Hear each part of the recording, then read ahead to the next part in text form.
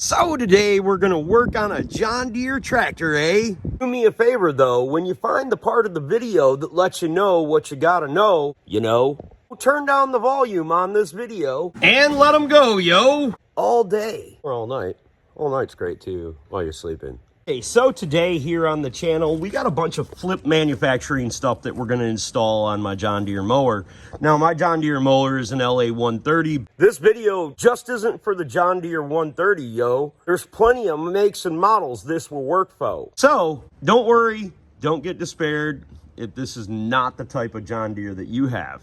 Okay, so in this video, I'm going to use a couple things. 3/4 inch wrench, 5/8.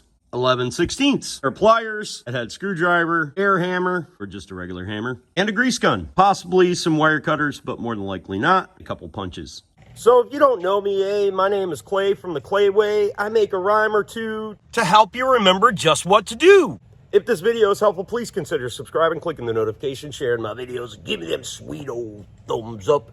If you've got an automotive related question and it's not baby mama drama related, look me up on Clay's AC and Auto Repair on the Facebook Messenger. I answer them for absolutely free. I don't care about whatever's going on. I don't collect any information and blah, blah, blah. Remember, no matter what it is in life, if anyone else can do it, you can do it too.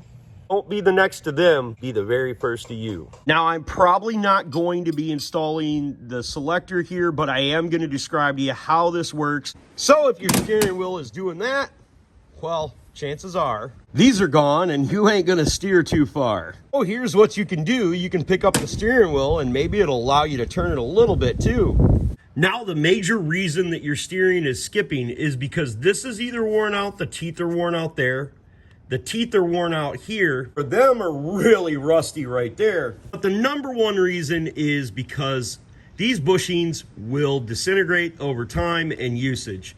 So more than likely, these two bushings are gone out of your steering. It's designed that way so these wear out and you don't wear out a bunch of expensive parts. And generally what will cause that is because these don't turn very well inside the spindles. Okay, so my cover's been gone for quite some time, but all you do is you just take a flathead screwdriver and you pop it off. It's just got these 3 tabs that hold it down in there. And then I believe this is the 3/4 inch, but I forgot to video this part of the video, so you got to hold this while you're loosening up the gear down there. So the first thing I'm going to do is I'm going to take an 18mm and I'm going to remove this nut. Now, often in the case is going to be your gear is not going to slide on and off like mine, and you're going to have to take a pry bar and pry it down. You don't need to remove the deck, but if you're having a heck of a time getting this off of here, removing the deck will be nothing to fear. Then you'll be able to pull that gear. One side of this hole is not slotted and the other side is. Replaced this last year, but I think it's a possibility that I didn't replace both of these. Once that gear is off of there, you can just take the steering wheel and lift it up. The steering column is just a straight shaft that slides through the bushings and is very easy to pull up. Remove the 2 bushings off of the steering column. They will probably come off as you remove the steering column up. Now, both of these are pretty easy. You can reach your hand behind the deck, stick it through here. You're gonna feel notches along the side. That act as a guide to show you where they go, yo. It'll allow you to stick it through there. As you tighten up the nut, it'll pull it down. See how these are graduated? Then you just pop your battery out and you'll easily be able to pull the second one out. And you pop your steering shaft column back in. Now we'll let the real fun begin. Put the gear onto, make sure you put it on the right way. Cogs face up, and if you can't get the cog to fit right in with your second hand, just wiggle your steering and it'll go right down. Now we tighten this down and we're ready to drive around. Now my wheel does not skip or slip, but it's still not ready to ship. It's still really tight, yo. Now we're gonna remove a tie rod or 2, and here's all you gotta do. A 3/8 and 11/16 will keep it straight to get this tie rod end off, mate. Theoretically, these should just fall out of here once the circle clips are out of there, but sometimes they don't. You might need to take a propane torch and heat this up right here. But if you need to know how to take a circle clip, C-clip off, yo, just grab a screwdriver. You don't have to be MacGyver. If you use a hammer to take off these, don't hit the cap, because that's going to cause you a bunch more crap. I'm going to grab my air hammer and give it a little zap. Now, I try to remove the control arm before I remove the wheel.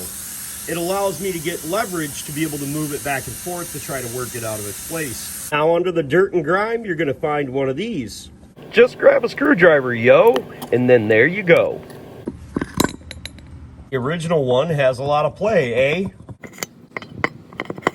The new one, not so much so. This is all rusted up. Now, you could probably save yourself quite a bit of money and take and clean this up. I actually tried that last year. Didn't really seem to work out. The coating is wore off. However, though, this new one is ready to go. We still definitely need to use grease, though. But this thing's about 15 years old, so, you know. Now, looking at my old parts, they tell me a lot about what's going on. First off, all of the powder coating is wore off of this part. We can also tell that it was rubbing here and rubbing here, which means that this was like this inside the shaft and was going to keep binding up. That's why last year when I cleaned this up, it didn't work great for very long because it started to rust back here, and because there's 2 pinch points right here. So these need to fit up in there pretty good and need to be pretty solid and pretty straight. And I promise everything will turn out great. In the package, it comes with these bearings, which I have to assume go in place of these bushings here, but this bushing right here is really long and this bearing's really short. Now you could knock that bushing out of there and put this bearing in there, but I would have to think that with grass and dirt and dust that this bushing will last longer than these bearings will.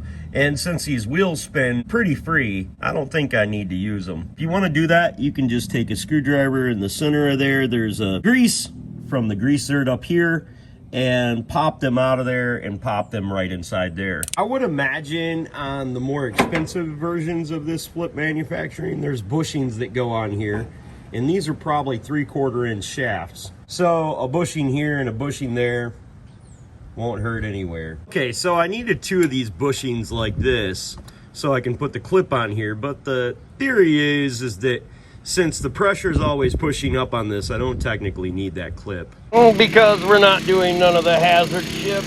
Come on, this ain't no spaceship. I don't need that stupid little clip. 3 weeks later. Oh, I'm just gonna put the bushing on the bottom for now, and I'll get one for the top when I go into town. So make sure you get both of your bushings off your front wheel. This one was stuck up inside the shaft right here. Without the bushings, we see how much is up there on the top.